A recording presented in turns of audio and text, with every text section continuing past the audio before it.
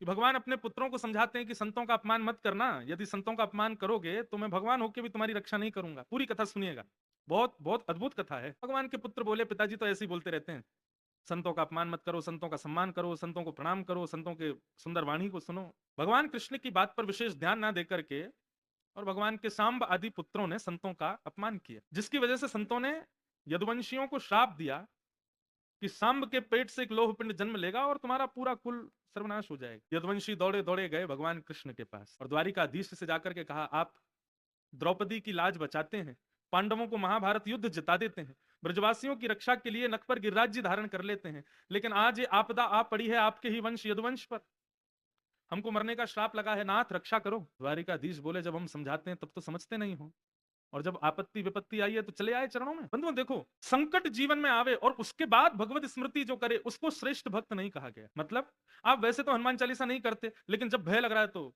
जय हनुमान ज्ञान गुण सागर जगत बिस्मृत लोक जागरण और लग रहे हैं महाराज हनुमान चालीसा के दय पाठ लय पाठ, तो हनुमान जी उस समय निश्चित ही अनसुना कर देते होंगे। बोले क्यों? बोले बाकी दिन तो याद करता नहीं, आज जब विपत्ति आ पड़ी सिर पर, कर्मों के प्रभाव से ग्रसित हुआ तो मुझे याद कर रहा है। इसलिए हमारी भागवत जी में और सब। अच्छा एक बात और कह दें, बार बार ये भागवत जी के प्रसंग बीच में आवे तो स्वीकार करना भैया, हम भागवत के वक्ता हैं, भागवत जी हमारी प्राण है, वो तो आएंगे ही आएंगे। एक प्रकार से आप लोगों का भी सौभाग्य है, एक ही समय में एक वक्ता से दो दो कथाएं सुनोगे, श्रीमद भागवत भी आएंगी, मानस जी भी आएंगी।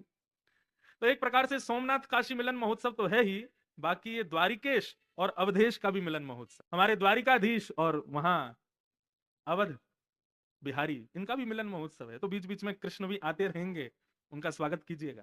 तो हम सुन रहे हैं सोमनाथ महादेव, इनकी विशेषता, इस स्थान की कृपा क्या है। सब दौड़े दौड़े भगवान के पास गए, बोले कि यदुवंशियों को श्राप लगा है, नाथ रक्षा करो। भगवान ने थोड़ी देर तो विचार किया, थोड़ी देर सुनाई, तो सब यदुवंशी रोने लगे, बोले नाथ हम आपके वंशधर हैं। सब लोग विचार करते हैं कि भैया द्वारिकाधीश के वंशज हैं, इन पर किस प्रकार की कैसी आपत्ति विपत्ति। ठीक है, हम मानते हैं हम लोगों से अपराध हो गया, लेकिन नाथ आप स्वामी हो, हमारी रक्षा करो। तो द्वारिकाधीश बोले विचार करता हूं, रुको। थोड़ी देर विचार करने के बाद में भगवान बोले, आ गया, बहुत सुंदर एक भाव समझ में आया है।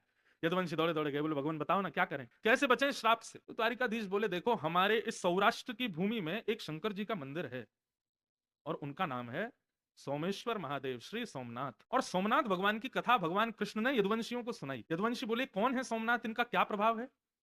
बोले भैया दक्ष प्रजापति ने अपनी समस्त पुत्रियों का विवाह चंद्रमा के साथ में किया, लेकिन चंद्रमा सबसे ज्यादा प्रेम करता है रोहिणी नाम की पत्नी से, दक्ष की बेटी, बाकी की बेटियों को ज्यादा प्रेम नहीं करता, जिसकी वजह से बाकी की बेटियों ने जाके दक्ष से शिकायत कर दी। बोले चंद्रमा जो है रोहिणी को ज्यादा प्रेम करते हैं, हमसे नहीं करते।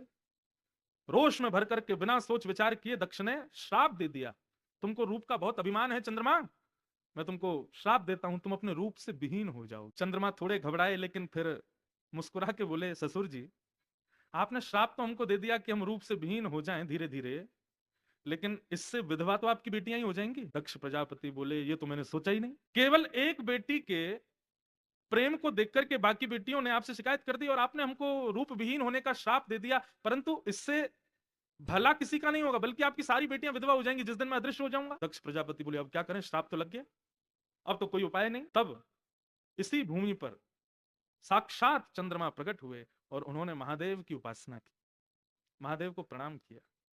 जब तप किया, समुद्र के किनारे खड़े होकर के धीरे धीरे उनका रूप कम होता जा रहा था। जैसे ही अमावस्या प्रारंभ होने वाली थी, भगवान शिव दया की मूर्ति हैं, दया के देव हैं, करुणावतार हैं, चंद्रमा के कष्ट को देख ना सके और देवादिदेव महादेव सोमनाथ बनकर के प्रकट हो गए। बोलो सोमनाथ महादेव की। सोम यानी चंद्रमा, उसके जो नाथ हैं, नाथ किसको कहते हैं, नाथ कहते हैं रक्षक को, नाथ शब्द का अर्थ होता है रक्षक। सोम यानी चंद्रमा के जो रक्षक हैं वो सोमनाथ चंद्रमा के सामने प्रकट हो गए। बोले क्या बात है चंद्रमा, इतने दुखी क्यों हो। तब चंद्र ने चरणों में प्रणाम करके अपना भाव बताया। बोले मैं रूप विहीन होने के श्राप से शापित हूं महाराज, आप कृपा करो। महादेव ने कहा, देखो भाई श्राप को नकारा तो नहीं जा सकता, श्राप तो तुमको लगेगा, लेकिन तुम्हारी भक्ति से हम इतने प्रसन्न हैं, तुम्हारे भाव से इतने प्रसन्न हैं कि हम आशीष देते हैं कि 15 दिन आप अपने ससुर जी के शाप से शापित रहोगे, लेकिन उसके बाद 15 दिन के लिए हमारे आशीर्वाद से पुनः अपने रूप में प्रवृत्त हो जाओ। श्राप तो लगेगा लेकिन हमारा आशीर्वाद भी मिलेगा। तो एकम से लेकर के और अमावस्या तक चंद्रमा जो है वो श्राप में रहते हैं, लेकिन उसके बाद प्रारंभ होता है महादेव का आशीर्वाद और पुनः अपने रूप में आने लग जाते हैं और पूर्णिमा के दिन पूर्ण चंद्राकार आकाश में चंद्रमा प्रवृत्त हो जाते हैं। ऐसे महादेव के प्रणाम करने से, ऐसे सोमनाथ भगवान को प्रणाम करने से चंद्रमा बन गए। भगवान कृष्ण बोले हमें लगता है कि हमारे यदुवंशियों के श्राप को भी शायद महादेव इसी प्रकार किसी आशीर्वाद में बदल दें। तो भैया आप सब लोग यही कीजिए, द्वारिका से बढ़िया नाव करते। अच्छा, अब जो द्वारिका हम लोग जिसका दर्शन करते हैं, इसका निर्माण विश्वकर्मा ने किया, परंतु जो द्वारिका भगवान द्वारिकाधीश जिसमें विराजते थे वो ये नहीं थी। ऐसा बताते हैं कि द्वारिका तो समुद्र के भीतर थी। ठाकुर जी कभी कभी अपनी सभा करने के लिए इधर आया करते थे और यहाँ बैठ करके सभा करते थे। ऐसा बताते हैं कि ये सभागृह था भगवान का। मूल द्वारिका तो समुद्र में थी, समुद्र के बीच। भगवान ने कहा बढ़िया नाव बुलाओ और भाई एक काम करो, सारे यदुवंशी उस नाव में बैठ बैठ करके और सब लोग चलो कहां, सोमनाथ। वहां जाकर के ब्राह्मणों को दान करेंगे, महादेव का रुद्राभिषेक करेंगे, उनसे प्रार्थना करेंगे, वंदन करेंगे, समुद्र के किनारे बैठ के महादेव प्रकट हो जाएंगे प्रसन्न होकर के, तो फिर हमारे इस श्राप को आशीर्वाद में बदल देंगे। ये बात सुनते ही महाराज सारे यदुवंशी नाचने लगे, बोले जय हो द्वारिकाधीश की जय हो। आज द्वारिकाधीश ने आनंद करा दिया। परंतु बंधुओं, इस कथा में भगवान की एक चतुराई छुपी हुई है। ठाकुर जी ने सब यदुवंशियों से कहा कि चलो सोमनाथ, वहां जाकर के महादेव की अर्चना करेंगे। सब खुश हुए एक को छोड़ के, और वो एक कौन था? उद्धव, भगवान का प्रिय सखा उद्धव, वो भी यदुवंशी है। एक कोने में दूर बैठा बैठा भगवान को तिरछी नजर से देख रहा था। तिरछी नजर से भी ऐसी नजर से देख रहा था मानो चोरी पकड़ ली गई हो तब कोई देखता है उस प्रकार देख रहा था। भगवान को ऐसे तिरछे कटाक्षों से देख रहा था। तो भगवान ने जैसे उद्धव को देखा तो भगवान भी सकुचाने लगे, कहीं इसको पता तो नहीं चल गया हमारा पूरा प्लान, कहीं ऐसा नहीं हो चौपट करा दे। सब यदुवंशी तो नाचने लगे, अब हम श्राप विहीन हो जाएंगे, अब हमारा श्राप चला जाएगा, सोमनाथ महादेव कृपा करेंगे। सब नाचने गाने लगे, सब जाने लगे। भगवान ने उद्धव को कहा, उद्धव तुम ऐसे क्यों देख रहे हो हमको? उद्धव बोला, मैं ये देख रहा हूं कि आप चतुर नहीं हो, आप चतुर शिरोमणि हो। हाँ, मैंने बहुत चतुर देखे लेकिन आप जैसा चतुर नहीं देखा। भगवान बोले ऐसी बात क्यों कर रहे हो? उद्धव पास आया और पास आकर के सामने बैठ के बोले, बता दूं आपकी चतुराई? भगवान बोले, बताओ। हमने कुछ किया ही नहीं। अरे अपने यदुवंशियों की रक्षा कर रहे हैं। बोले, रक्षा कर रहे हो आप? बोले जी।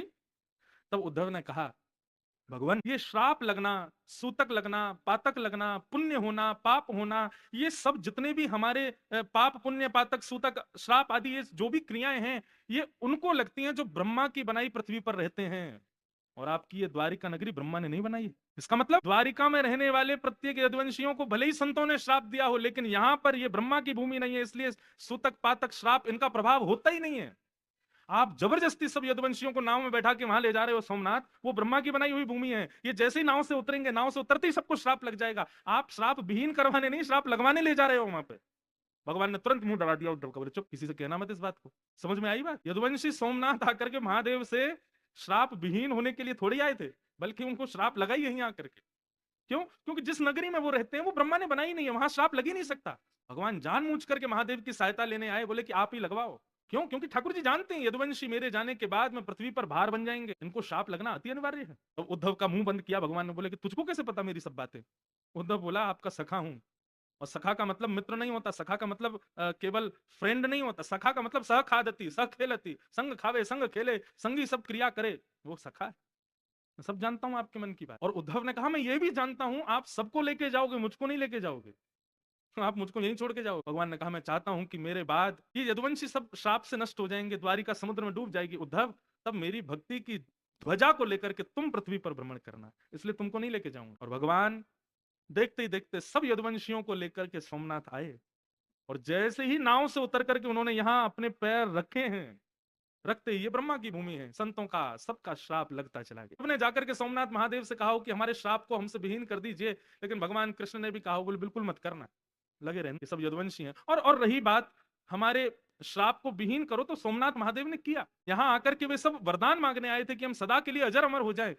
तो सोमनाथ महादेव ने ऐसा आशीर्वाद दिया, बोले देह अजर अमर नहीं होगा, लेकिन यदुवंशी और द्वारिकाधीश का नाम अजर अमर हो जाएगा, उनकी कीर्ति अजर अमर हो जाएगी। ऐसे महादेव के शरण में लाकर के हमारे द्वारिकाधीश ने यदुवंशियों को श्राप लगवाया। अच्छा, एक बात और कहें, ये बड़ी गोपनीय कथा है, सब जगह कोई सुनाएगा भी नहीं और सुनने को मिलती भी नहीं।